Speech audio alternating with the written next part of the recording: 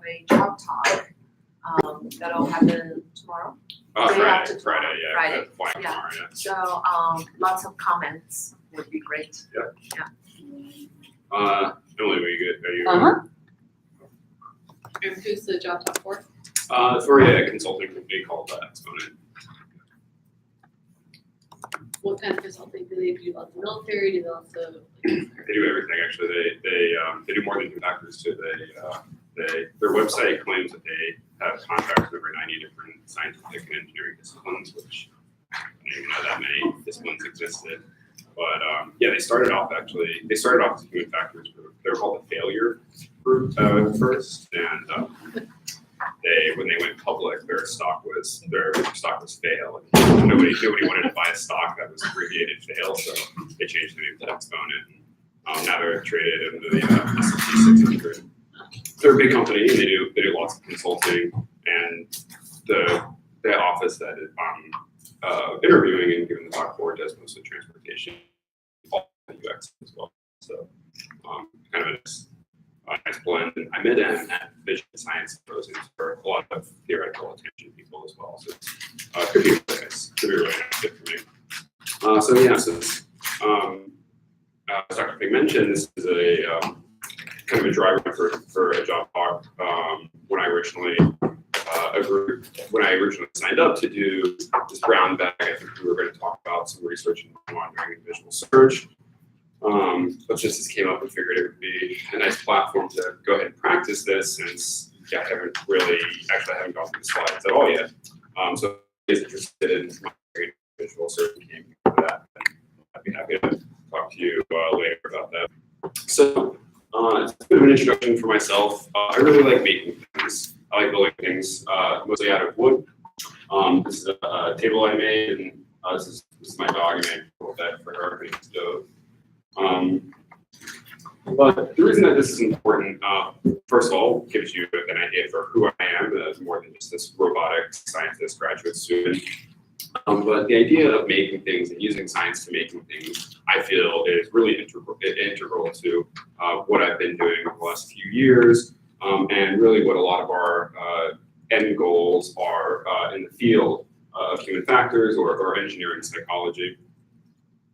So for me, this route looks like taking science about the human visual system and attention and perception, using constructs on tasks like the complex visual search, asking people essentially to play games of Where's Waldo, and tracking perception through a series of events, and using that kind of science to reduce and understand failures in the real world. So a bit of for the agenda that we're going over today, I had two alternate endings planned. I think I'm not sure about the industry work part. In fact, I'm actually not even sure if we're going to get to too much of this part today. So I went over a brief of an introduction, and really the bulk of the talk is going to revolve around the visual search work that I've been doing and its application to hazard detection. So yeah. Most people are generally familiar with various types of looking but not seeing phenomenon. Some of the more popular examples of this come in the form of a dancing gorilla, and most people have at least seen this video, even if they don't remember the phenomenon that it was shown to them for in their introductory psychology class. Particularly devastating for drivers is when this dancing gorilla phenomenon happens when they voluntarily divide their attention between something like a cell phone and their primary task of driving. And I approached this first line of work by wondering if a similar division of attention could occur within the same task. So rather than voluntarily dividing your attention between two separate tasks, this concept came from the idea that maybe our attention is so limited that attending to two things within the same task could cause similar decrements in performance. So this came from a phenomenon that was originally called satisfaction search. identified by radiologists in the 1960s. And what they found happened is that the radiologist would be looking through images and see one lesion and decide to end their search and prematurely terminate before finding the second one. And they came up with this satisfaction title because they thought it was really mostly this decision-making mechanism. People found the first target and said to themselves, okay, I'm good, I've worked hard enough, I'm gonna end. But after a lot of work in the cognitive field using general populations and more abstract stimuli like this, people realized that there were actually a myriad of cognitive and perceptual factors that were leading to these deficits. And we will talk actually about some of those in a little bit here. So the reason that this might be applicable to driving and hazard detection is that simply we use visual search and a lot of visual search mechanisms to look in our environment for hazards. So here's just a fun little eye tracking map of where we might look throughout our screen. And there's evidence to suggest that these errors, the satisfaction search or subsequent search misses, as they were later called, might be found in hazard detection simply because both are hurt by cluttered scenes, both rely on pretty similar mechanisms, scanning environments in the visual field. But there are restraints in driving, so we know where to look generally for targets, right? If you were to approach an intersection, you would be looking for targets mostly in the street, maybe on the sidewalks that start to approach the street. And we call these a guidance by scene properties. So in order to determine whether or not these dual target visual search errors might happen in hazard detection, we developed a simulated hazard detection task based on Dr. Feng's drive aware task. So what this did is ask people to look through various scenes. They began by being shown an arrow pointing in one of three directions. And their instructions were to determine whether or not it would be safe to proceed in the direction indicated by the arrow. So in this scene, they were turning left. They were shown the scene for 1 second, pretty briefly, and then asked a series of questions afterward. They were asked whether or not it was safe to proceed, how many objects or events may have prevented them from safely going in the direction. And then they were asked to identify the objects, and they were asked to identify the objects in the order that they saw them. And I'll explain why we did that in a second. So within this task, there were a couple different trial types that participants could have seen. They could have been exposed to a scene with a single target. And if that was one of those single target scenes, it was either one that was very, very bright, very salient, one that was not very salient. There were also dual target scenes, and these always contained one very bright and one pretty not very bright scene. So one high and one low salient. And then about half of them did not have any target at all. So what we found for the first two responses, which are not super exciting, is that in the dual target scenes, people were at least generally able to see one of them. So they knew that it was unsafe. They reported with pretty good accuracy in the dual target scenes that at least something was there. The phenomenon started to come out a little bit when looking at response 2, and they asked how many objects or events may have prevented, and the dual target scenes, most people said 1, indicating that still that they found at least one high salient target, or one target, presumably the brighter one, the higher salient one. And so here's a little example of the scene before I show you the results from the last two. We asked to maintain fixation on the crosshair. You have the arrow, and then in this scene you're told to go straight. This is much more time than you would have been allowed to. Okay.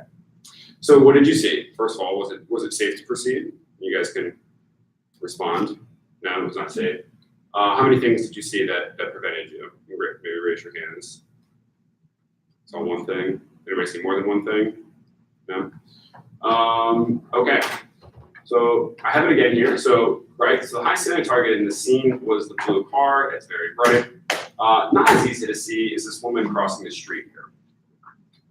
So the idea with these subsequent search misses or satisfaction search errors is that after finding seeing this blue car, this pedestrian would be much harder to see.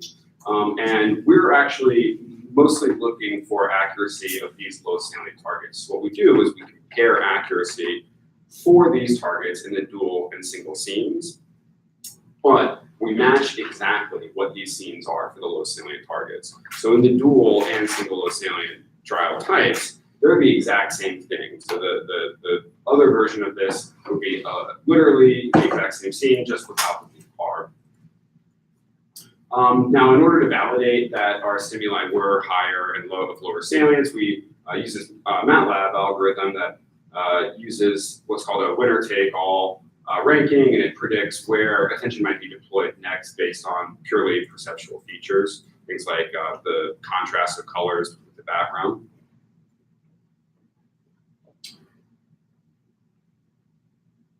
Okay, so I did come a little bit out of order here. I already explained this. So for the first response, people were at least able to respond to one target. Here in response 2, which is how many things prevented, is where we start to see the effect come a little bit. So in the single high salience trial, people reported with a little bit higher accuracy that there was at least one target. And then once we get down here to the dual target scenes, we can see that people were really only saying that it was unsafe because they saw one target. So now we look at the last two, which would really give us an indication for whether or not we're seeing the subsequent search miss effect. For this, we remove false alarms, and in the dual target scenes, we're only looking for low salient target accuracy once the high salient target is found. Because our hypothesis is specifically that detecting the high salient target impedes detection of the second, we're only looking at these scenes where they find the high salient target first. So what we found is that, and I am in the process of including error bars here to make this nice and easy for everybody to rely on that heuristic. What we found is through 2 different experiments that accuracy for the low salient targets was much higher when they were presented by themselves. So in the dual target scenes, people found one target but failed to find the second target. And the accuracy difference was 20% in the first experiment, 15% in the second experiment. Now, in the second experiment, we wanted to make sure that any kind of behavioral response would be accounted for. So in the first experiment, we only showed them the scene for a second, which is not a ton of time. In the first response, though, people indicated that they at least saw one target. So if they saw one target, they would likely slow down. So what we did for experiment 2 was an exact replica of experiment 1, but we increased the presentation time to 5 seconds to account for any kind of breaking that might happen as people found the first target. But even still, what we found is that finding the first target seemed to impede detection of the second target. But driving environments are pretty diverse. So a lot of you have probably seen signs like this, these variable message signs, and they can give real-time information to drivers as they approach maybe more hazardous environments or even construction zones. And these are really efficient at adjusting drivers' behaviors. People seem to be pretty fond of them. And so we wanted to determine whether or not we wanted to find out whether or not this would these kind of variable warning signs might change attention performance during these tasks. And we had reason to believe that this would happen because in clinical settings, these errors had been reduced when people knew the diagnostic history. So a physician going in and looking at a CT scan of a lifelong smoker might spend more time looking and give more effort than somebody who had taken very good care of themselves their entire life. So again, we had the exact same experimental task as experiments 1 and 2. We used the longer search time. We had every scene remain in the same of 4 blocks, right? So dispersed across 4 blocks. And we gave them messages before each block that the upcoming scene is either going to have a high or low risk of multiple hazards being present. And we kept the scenes within each block the same, but we counterbalanced the messages that were displayed to each person. So or displayed before each scene. So each scene had an equal number of times that it was told that it was low or high risk. We didn't actually change the number of dual target or single target scenes, just changed what people were told before they viewed each block. Damn, I forgot to put a title on here. So what we're looking at here is the overall error rate, right? So here's in the high risk, for the high risk blocks, for the block before which people were told there's a good chance that multiple hazards will be present. And this is the SSM rate, the error rate, which is just low salient accuracy in the single scenes minus the dual scenes. So what we're seeing here is that people made more errors when they were told there was a low risk of multiple hazards being present. And when they were told there was a high risk of multiple hazards being present, that error rate dropped. Now, this is the same graph, but on the y-axis, instead of accuracy, what we have is the amount of time people spent searching before terminating the scene. So one of the other advantages of increasing that stimulus presentation time from 1 second to 5 seconds was that we gave people the option to terminate the search if they had felt like they had found everything they needed. And so here, what we found is that before being told there was a good chance of multiple hazards being present, people actually spent more time searching than when they were told there was a low risk. So takeaway from this is that we have this idea that finding one target, finding one hazard in simulated driving scenes might impede detection of a second target. So just very similar to the dancing gorilla or division, divided attention tasks. Our attention is limited in a way that we can really only process one or very few things simultaneously. So yeah, so this was stay away from the first area of this. So as I moved past this, I was kind of starting to get curious how other factors, maybe of drivers' internal states, would affect these errors. And one of the big ones that came up was fatigue or vigilance, given that it's such a classic, human factors problem. But it had also been shown to be predictive of these errors and other tasks. But before we get into this, this might be a good opportunity to explain why researchers stopped using the term satisfaction search and have adopted subsequent search misses. It's a bit more neutral of a term. It doesn't really imply one mechanism. Now, one account for these errors that's gathered a lot of support is that after finding one target, we have a reduction in some kind of cognitive resource. Might be working memory or just an increase in workload in general. So what they did is they did experiments where they would remove the first target after people found it. They would highlight the first target after people found it. They did eye tracking studies and found that after finding the first target, people would frequently refixate back on the first target before ignoring the second target and terminating the search for that scene. So this gave us this led to the resource depletion account for subsequent search misses. And then later on, Stephen Adamo took an individual difference approach to studying subsequent search misses and found that vigilance performance on a sustained attention to response task would predict subsequent search misses in the future. So having this idea that finding a second target in dual target scenes requires an excess of attentional resources, and that there's an individual difference in alerting or vigilance that predicts subsequent search misses. I was curious as whether or not subsequent search miss tasks would show a vigilance decrement. Vigilance decrement is a pretty classic characteristic of sustained attention tasks, and essentially just describes a decline in performance over time.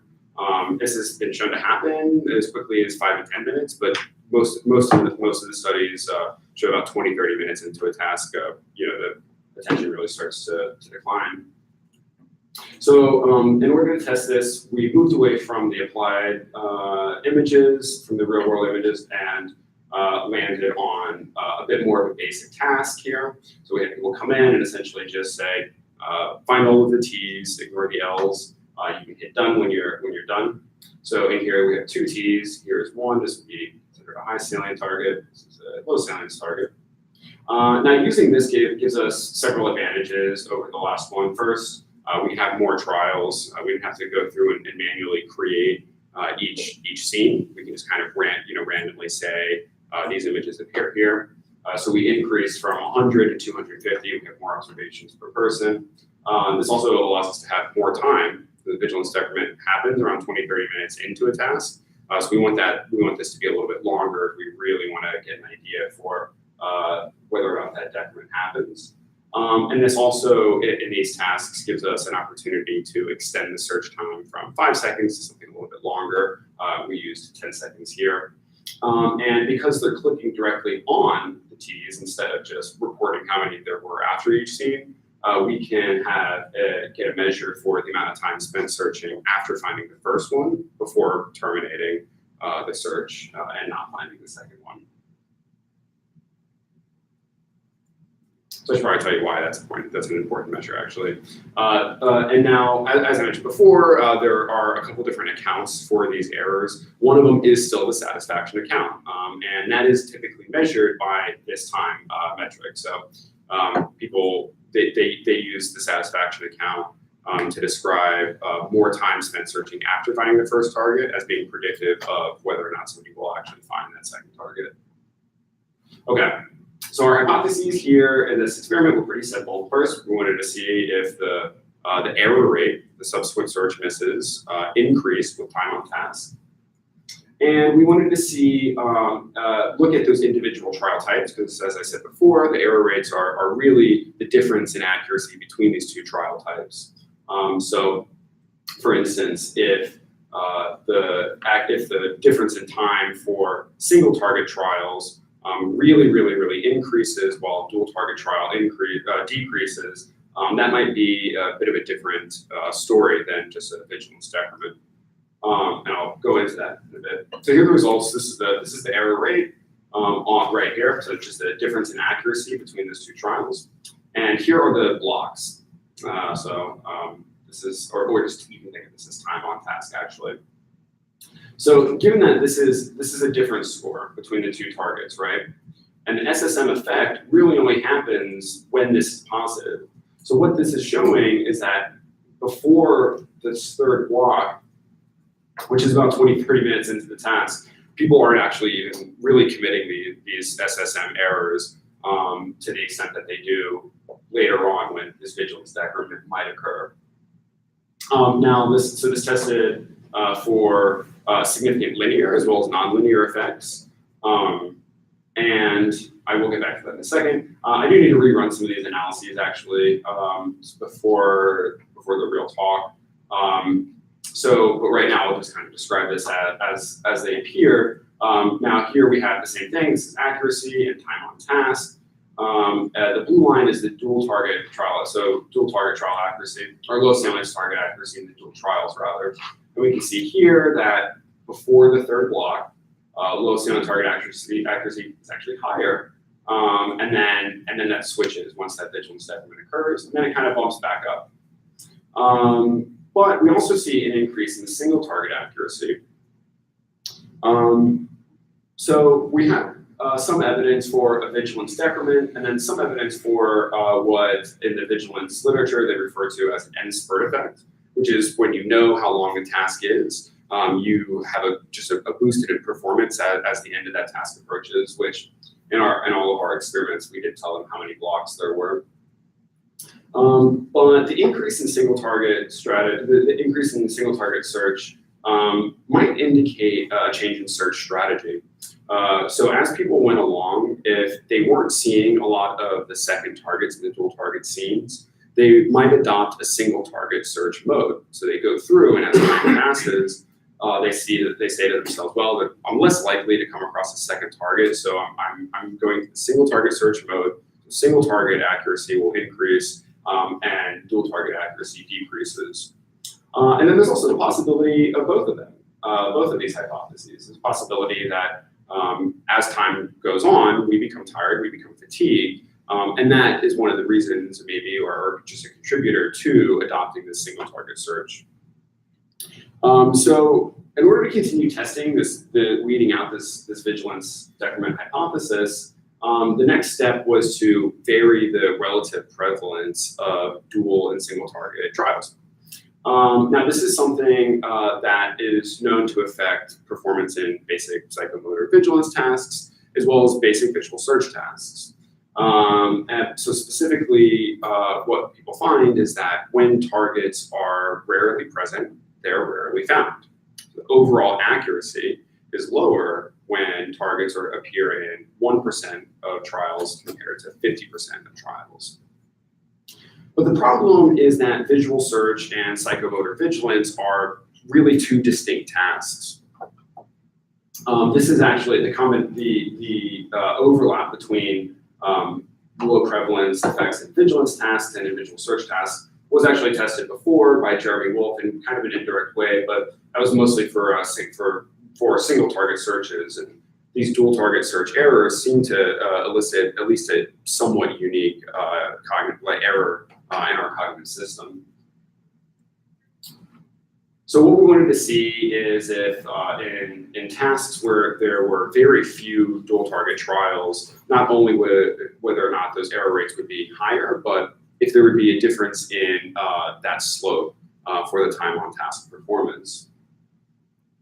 Now we could attribute evidence for vigilance decrement from a change in the SSM rates when dual targets are rare, or I say only, but really mostly when the dual target trials are rare. So we know that overall accuracy will be lower in the low prevalence condition, but what we're really looking for is that the change over time. So here's how we manipulated this. So we kept the single low and target absent trials consistent. What we changed is the percent of dual target trials in the scene and the single high salient target trials in the scene. And again, so evidence for vigilance decrement would probably come from a more pronounced change in performance for the low prevalence conditions. And evidence for a change in search strategy might come from an increase in search time for second targets when they were more prevalent. So this would again just indicate a change in our strategy. We have more dual target trials, so we're more likely to adopt that dual target search mode, so we'll spend more time searching for them. So evidence for the change in search strategy would come from a change in the amount of time people spend searching for those second targets. Now, here is a graph looking at the time on task and the SSM error rate. So again, just the difference in low salient target accuracy from dual and single target trials. And the blue line is the high prevalence. So this is when they were dual target trials were present for 40% of the scenes, and the orange line is when they were present for 8%. So we actually had a significant linear and nonlinear effect for both of these. They both increased, and people people did spend more time searching in the high prevalence conditions, but there really wasn't much of a change in the rate between the two conditions. Now, it's also important to note that even when controlling for the amount of time people spent searching for the second targets, both of the effects of time on task for these remain significant for that error rate. So here's a scorecard. Evidence for the vigilance hypothesis in SSMs. We have a decrement that seems to occur around the same time. We have an end spread effect that occurs in some conditions, mostly when under conditions where there may be extra resources for that preservation of attentional resources.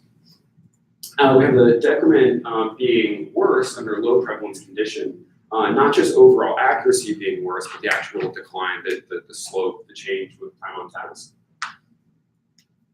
And we do have some evidence for a change in strategy that comes from the increase, the rise in the single target accuracy. So in order to keep weeding out this vigilance hypothesis, the next step was to change the difficulty of the task by increasing the background similarity between the background and the targets. So here we have an easy and a hard condition. This was done as a between subjects measure, as actually the last one was. And really all we were looking for is pretty similar difference in patterns, right? So we wanted to see if there would be a larger decrease in performance with time on task for the hard condition, and a less of a decrease in performance for the easy condition. Now, this is actually one manipulation that hasn't even been tested for the overall SSM effects. There have been papers where they use more of a camouflage background and papers where they use a solid white background, but it hasn't really been systematically studied whether or not the target background similarity would increase overall SSM rates in general. So here we actually do want to test two unique hypotheses. In the last one, we knew there would be more SSM errors overall in the low prevalence condition. But here we wanted to see if there would be more SSM errors in the hard condition. And then again, we wanted to look for the change in performance with time on task. So this is preliminary data. We only have 15 participants, I think, and so some of these patterns are probably going to become a little bit less variant as we have more participants. But so far, what we see is it looks like yes, there is overall there are overall more SSM errors made in the difficult condition, fewer made in the easy condition. It's a little difficult to speak about the difference in the rates of change here. So I'm not going to do that because we don't have enough data really to look at that. What we can look at is the amount of time spent searching. So here again, time on task. The blue is easy, the orange is hard, and I hope this is the same in the last one. Yeah, okay. And then here's the amount of time people spent searching, again, for the second target. Now what we see is that people actually spend more time searching in the easy condition. People are more likely to prematurely terminate in the hard condition. And this reflects that vigilance is effortful. Vigilance tasks are less likely to occur out of boredom, and it's shown that they're stressful. When they implement the TLX after the NASA TLX, the workload index after demanding vigilance tasks. Yeah. So it's a 5-second trial, right? 10 seconds. 10 seconds. 10 seconds in this case. Yeah. But with the hard condition, might it be the case, at least on some trials, that they're taking up most of the 10 seconds and the trial terminates before they, so they don't terminate, the trial is terminated. The trial self-terminate, yeah. So we actually only include, for this, we're only looking at ones where they actually terminate. We don't allow the time to lapse. But even if we did do that, then the max search time would still be 10 seconds, and that would actually probably drive it up even more if they were letting the time run out, because then Not that they're letting the time run out, they just spent a lot of time finding the first target. Right. And then they don't have much time to find the second target. Yeah. Oh, gotcha. Okay, yeah. Yeah, that would make sense. They spend a lot of time finding the first target. But yeah, we actually only use where they find the first target, the highest amount target first, and when they actually terminate the search. We don't use any false alarms. Also for the single target ones too, we don't use any false alarms, and also look for termination as the second move. Awesome. So for the next few stages, in continuing to test the vigilance hypothesis here, we have two projects in the works. IRB is almost ready for this one. So looking at the effects of caffeine in the vigilance decrement has been shown to improve vigilance performance, and so we'll be looking to see if low doses of caffeine can improve SSM performance or reduce those second target error rates. And we'll be also looking for a physiological index of arousal during vigilance tasks. The first step in that will be pupillometry, and then we've also been talking about heart rate variability. And then a possible next step would also be looking at the role of arousal and the low prevalence effect in visual search, seeing if it might be related in more classic single target visual search tasks.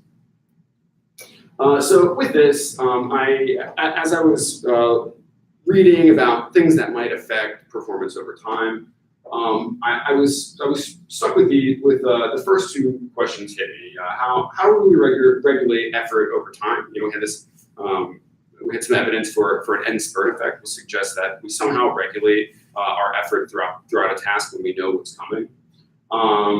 Which led to me asking how people make perceptual predictions based on, you know, their knowledge of what might come in the future. And then as I started reading about this, it became prevalent that one of the things I really should be asking is how cognition changes through the time course of a given task.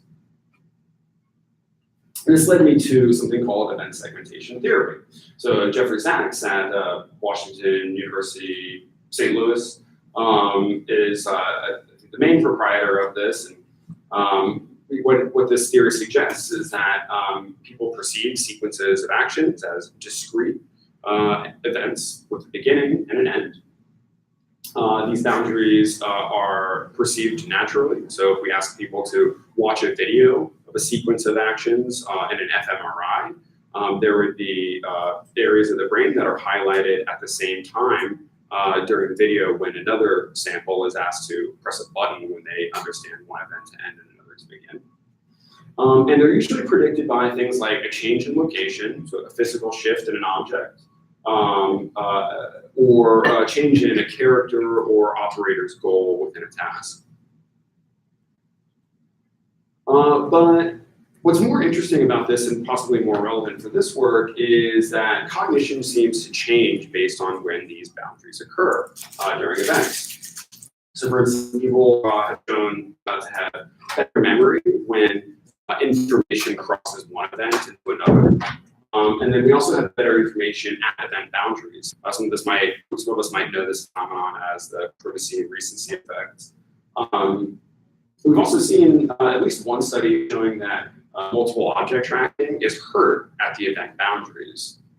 And we may or may not exhibit better cognitive control at event boundaries. And I say that with skepticism because this task is one that probably should have used a signal detection analysis, and they didn't. And what they found is that not necessarily an increase in cognitive control, but there just seemed to be more responses made. So there were also more false alarms made in this. Yeah.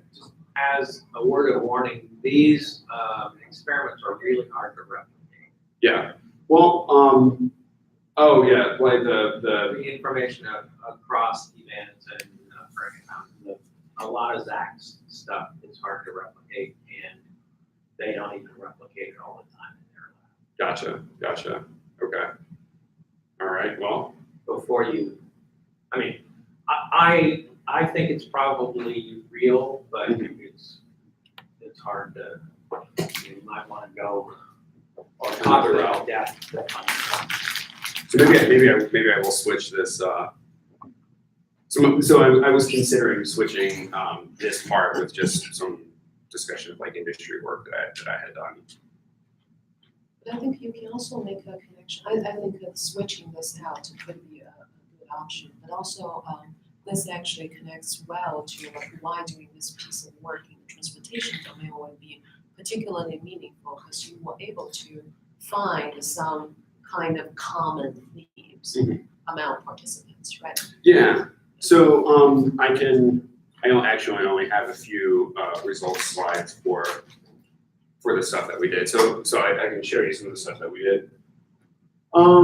So in terms of the implications for driving, for the increases in memory at event boundaries, we might be able to apply this to training or even instructional materials as they're meant to help people become familiar with new pieces of technology. Decreases in visual object tracking may have implications for hazard detection, and increasing cognitive control at event boundaries may have implications for driver takeover and automated or conditionally automated systems. So this line of work theoretically has 4 phases. First, we want to know the properties of event boundaries within the realm of transportation. We want to know how expertise might mediate or might change some of those perceived event boundaries. And then we'll start testing some of those cognitive changes at event boundaries and then put them into the real world to reduce errors made in driving.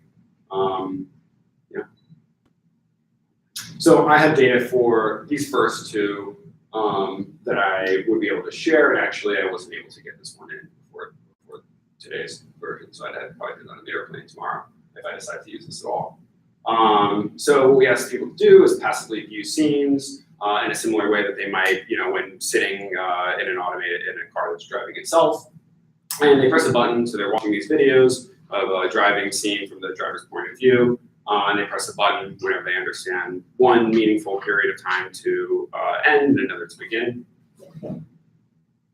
And for the most part, what we found is that the boundaries that people reported were ones that were predicted by previous literature. So things like an object change, or even the car's change. So lane changes, predicted boundaries, making turns, new vehicles entering the visual field, approaching robust structures like this. And then we also found some evidence for semantic changes, like when a warning construction sign ahead, and change in speed, this change in the speed limit as well.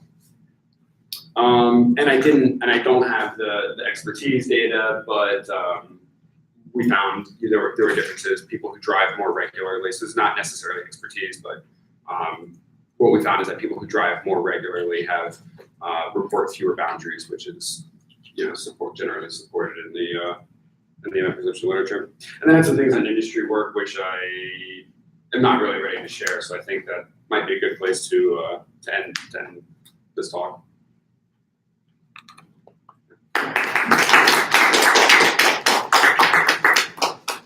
So you were at 40 minutes right before you hit the event boundary section. Yeah. Moving pretty fast, with no questions, Mhm. except for one from Doug.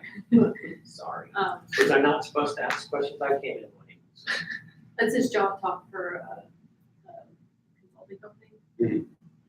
So just to give you an idea, if like you want to spread out any of the early stuff, I think I just get rid of it. Yeah, I mean, I unfortunately was up all night cleaning data for like these data I literally pulled off the computer at 7 o'clock upstairs last night. So I was Well, I hate to say that you're staying up all night, but you can get rid of that too. really, I mean, because you only have 15 people, it takes a long time to set it up, and you have to move super fast. Yeah. Through it. So what if you just kept that as like in the future directions Mhm. slide? And then you can spread out your earlier stuff, like give more of an explanation, and like get people in advance organizer. This is what I'm going to cover. These are the questions I'm answering. This is why you should care, Mhm. and then cover it, and you can be more relaxed about it. So if people have questions, you won't run out of time. I think Ian's right. Your visual search stuff is pretty broad because you do so much work there that you might want to just focus on that and just go into more detail. okay. And then talk about your industry experience right after instead. So yeah, I should cut the event perception stuff too, probably. But I did like the technique that you used for having people say when an event boundary is a commonly used technique, and it shows pretty good reliability. So that, just that'll be something that you might want to follow. What about drastically reducing some of the basic visual search? Because I'm assuming that they're going to love the face validity of the first part where people are looking at intersections. I mean, if they're a consulting company, they're getting money to do, they're going to love that. And I kind of like the basic stuff the most. If you're an academic job, I'd say play that up. So they actually all come from academic PhD programs. None of them, Yeah. they all come from Like like, Honeywell does, and Yeah. all that. They're still not gonna, it's a lot. Like that was a lot of build up. And I'm not saying take it away, I'm just saying you can cut it and just say what your messages are. Mhm. So like I think you had a part where you were looking at the high rate or the low rate, but only when you just had the 8% was interesting. like this. Yeah, so would it make sense to just present the data from the 8% rate and not have to set it up in terms of, well, I actually did both of these and these are different, but then really just focus on the 8% rate, that's where we're finding the pattern. All right, so wait, so in the results though, only presenting the. I was just thinking about how to shrink it, because you cram a lot of your face valid first few studies in super fast. Yeah. With a lot of acronyms. And then this one is spread out. I And feel it like takes I feel most like of the time. I did a really bad job of introducing a lot of the concepts, and that kind of just set me up. Like I had, I think, in my head when I first made these slides, so like the first 3/4 of these slides were made like 2 weeks ago. And when I was making it then, I had a really good plan for how I was going to introduce everything in the beginning, and I just like didn't review it before today. And so I think that kind of made it really difficult to go through the rest of the talk not having set things up very well. What's your take home 2 messages from this study? From the prevalence one, that there's evidence for both the vigilance decrement and a change in search strategy, and that more work needs to be done to kind of weed out those hypotheses. So can every piece that you show just be about those messages? Yeah. But I mean, I think well, it does, because I mean, it's so this can be cut for sure. These 2 can be cut and moved to the supplemental material. I don't think it's necessary, because it's really just showing this. But I think it's good to look at because the amount of time spent searching for second targets doesn't really change like the accuracy itself does, and accuracy remains even when controlling holding for that time variable. I think that just kind of continues to support that it's maybe more of a fatigue mechanism than less of like a decision. Like I'm assuming that there's not a second target because I haven't seen them, so I'm not going to spend searching. Does that make sense? Like, I totally, I love your data, it's very exciting. But can you make that message clear? Yeah. So that no one has to interpret it.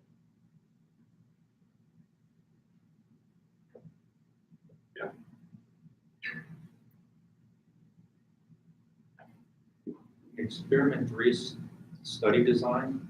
I think you have 2 closed quotation marks. Did you do that on purpose? This right here. No. The specific slide, experiment 3 study design.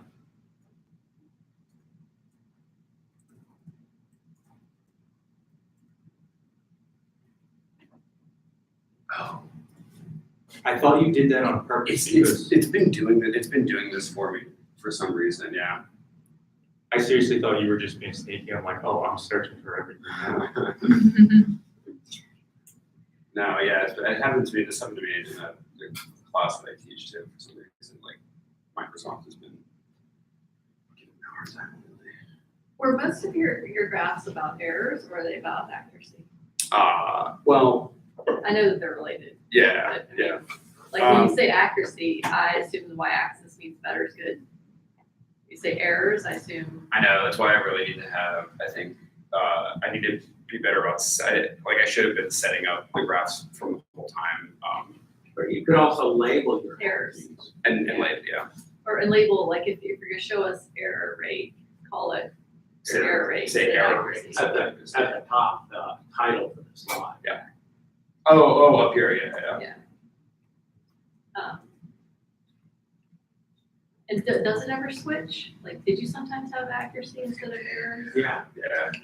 I got super confused. I was never sure. Like, When it was which high. I know. Honestly, I kind of want to cut out. I kind of want to cut out like everything about these first 2 questions, because it doesn't really contribute to like the main point, the main takeaway of this series of slides. But also, like, you know, we ask them, so I just feel weird I feel weird saying like, okay, well, we asked them these things, but I'm not going to tell you guys what, you know. Well, you can put these in supplemental slides. Yeah. Just just to focus on. I gotta probably do that. And that'll really cut out all of, like, that'll really cut out the, change accuracy difference, except for, so, so here's the thing, is that accuracy difference is, so that the error rate that is on this graph, for example, right, is the difference between these two in two different conditions. But you're showing accuracy rate here, right? Yeah, yeah. But it's subsequent search misses, which suggests errors. Yeah. But and I've got to take the difference in accuracy and then invert it. Mhm. And if you show miss rate on the y-axis, it might be clear.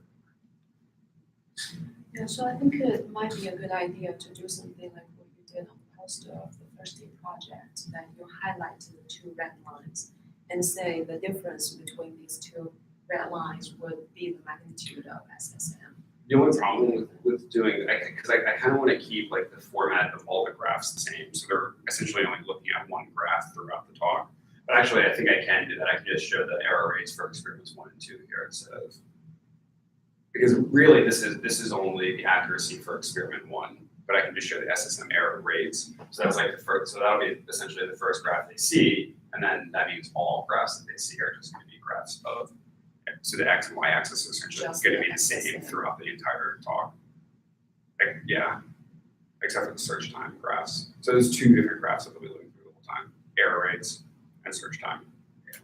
And the x and y axis will be the And same for people both. would be used to it, yeah, they'd be like, okay, ours worse, ours worse. Yeah.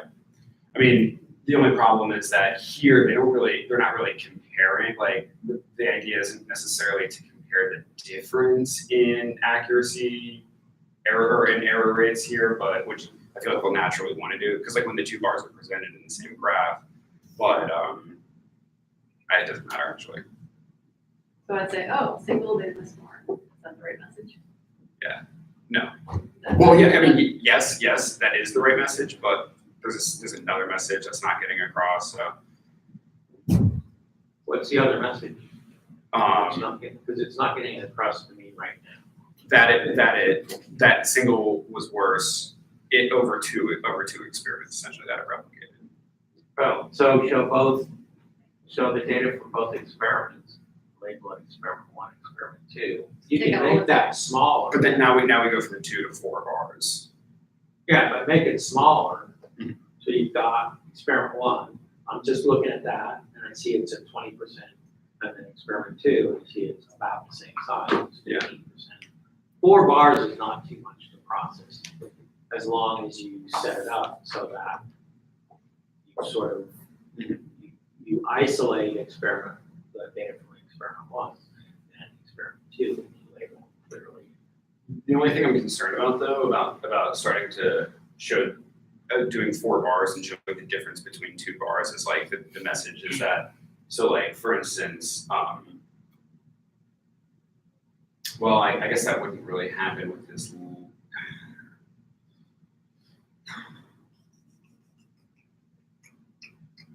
Yeah, actually I could do that.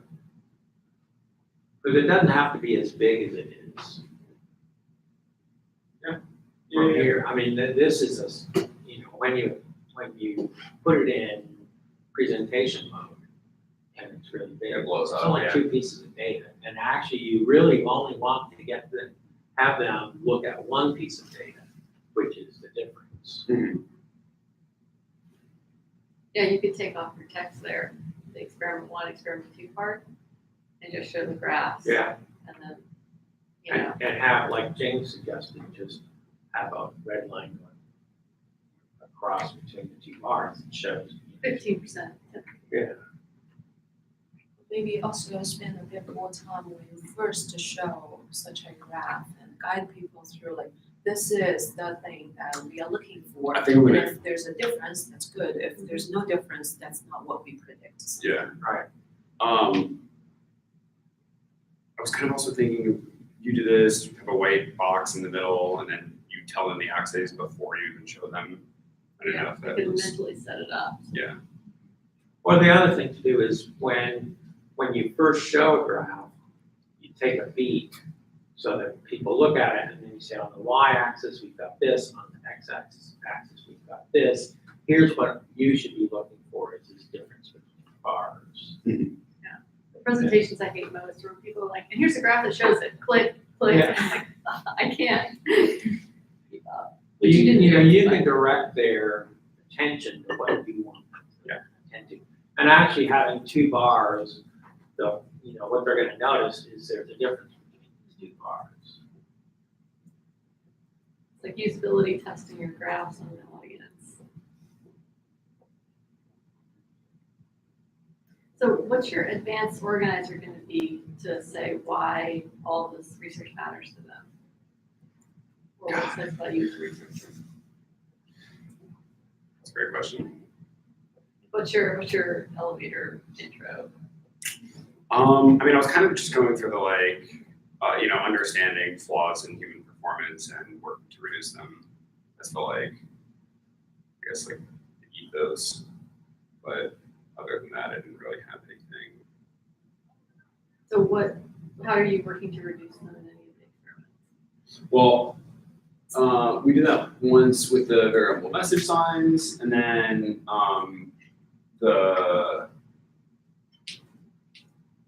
so the idea of all of these is kind of like we're working on collecting data now to understand the errors, and then the future one, this we have the idea of caffeine and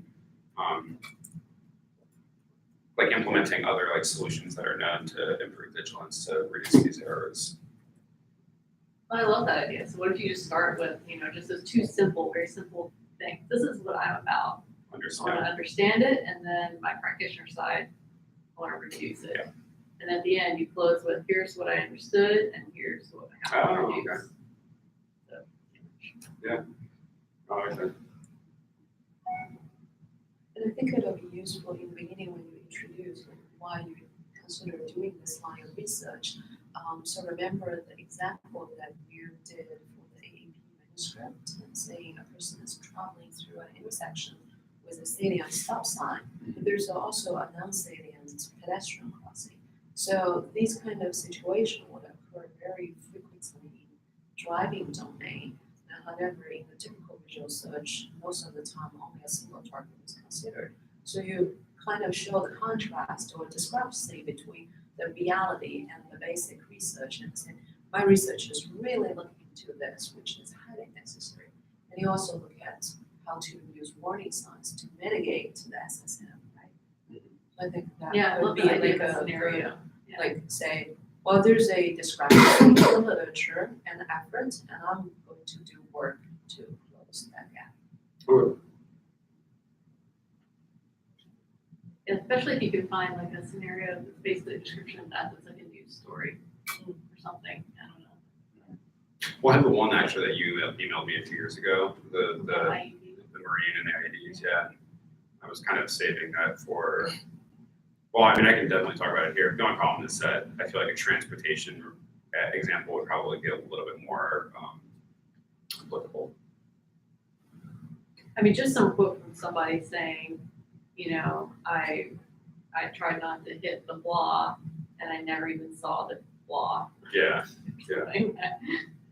Well, and there's a case with that instance with the automated driving system in Phoenix where the pedestrian walked out and wasn't salient to the automated driver, and the backup driver was not paying attention apparently. But so it's a problem even for self-driving cars, that difference in salience or a low salience object that's important. That's a target. So in this one, here I have a more specific question. Yeah. By making it hard, one of the ways it's hard is that you really reduce the salience of the second target, but not as much the first target. So you kind of, I guess, made it even harder to find that second target. Was that Well, Was that what you're trying for, or did you want to make it harder for both? So all of the vigilance hypotheses are really only about second targets. Okay. But I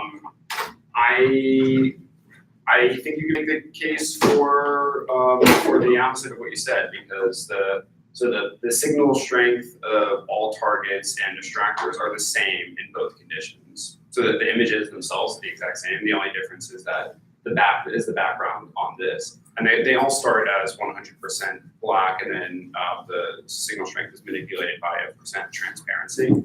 So there's Physically, yes, but not perceptually necessarily. You'd have to show that, because for me, the contrast, Mhm. the sort of perceptual, the perceived contrast between the background and the darker T, Yeah. that it still stands out a lot. Whereas sure. I mean, it's, the lighter T is really hard to see. Yeah. Much more so than in the easy. So yeah, I think relative salience has been shifted as opposed to. yeah. I think that's overall. That's true. I mean, again, the vigilance hypothesis of it really is only for the second targets. That's so enough of an answer. So that would probably be the most important. But I think I don't know how you would maintain relative salience for both of these while having the same background. I guess I would probably just have to I don't think you could. go through. Well, maybe just go through and change the the signal strength of the targets themselves, so that the perceived difference between target and background for high-low salient in both conditions is. I don't even know how to systematically do that. I could ask, other than just asking people help to. Yeah, you have to. Yeah, you have to. But I think that Or the MATLAB algorithm the actually. would do that. danger with that would be that if you had if you shaded the background differently, then that's another salience cue. So now I might search differently into there. So I think it's playing around with salience is really hard. Yeah. Yeah, we went through, this is like the 5th iteration of this, for that exact like problem kind of just showing up in other small ways. It was like, this is like, yeah, this. Which is why most people just Don't talk do it, about yeah. the physical differences. Yeah. And even though what we're trying to do is manipulate salience. Right. Unrelated to any of those questions, I think it always helps me to think of that your talk is about telling something cool that you learned in science, but it's also about proving to them who you are, Mhm. because they want to hire you, and they don't necessarily want to hire you to do this work. They want to hire your thinking. They want to hire your communication skills. And I think people walk away from something they feel like got explained to them really well, no matter what it was, better than any detail about a study. So maybe if your whole focus the next day, getting it ready, was just on communicating who you are and how you do your research, I think that would be really good for them. So the story be more about my approach and less about the lessons learned from the research. And how you thought about that, like, Yeah. oh, and this made me change, you're a scientist, how are you gonna be a scientist for them? Yeah, and I come away from talks, and within a couple days, I may not remember much other than the basic idea, the gist. I don't remember any of the details, but I'll come away saying, man, I heard the greatest talk. And somebody will say, what's it about? I'll go, it was about this. I have one line. There was some visual search in there, I don't know. Yeah, but He was great. I can remember, yeah, it was a really interesting talk, and the research was really good, but I can't remember why. Yeah. I just come away with the impression. Just remember the beginning and the end. I think that is a great point, like showing the difference between a job talk and a regular research presentation.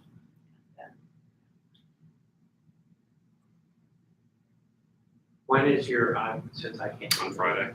Friday? Yeah. Oh, yeah. So I'm flying. I'm traveling all day tomorrow. But actually, yeah, I have a 4-hour layover in Denver, and then Work. they have internet on the plane, so. You'll kill it. Yeah, I I think. get a good night's sleep. I feel like I did freaking horribly today explaining, especially at the beginning. I was just like, I haven't seen these slides in 2 weeks. I don't remember what's going And now next. you got seen them. Yeah, yeah. So, And where is it? In Phoenix. Oh, lovely thing. Is it lovely? This time of year, I think it's nice. It's like Arctic there. It's like in the 30s right now. It's freezing there. We were gonna go hiking in Sedona, and it's supposed to be No, like, Sedona is different from Phoenix. but even the city is like freezing.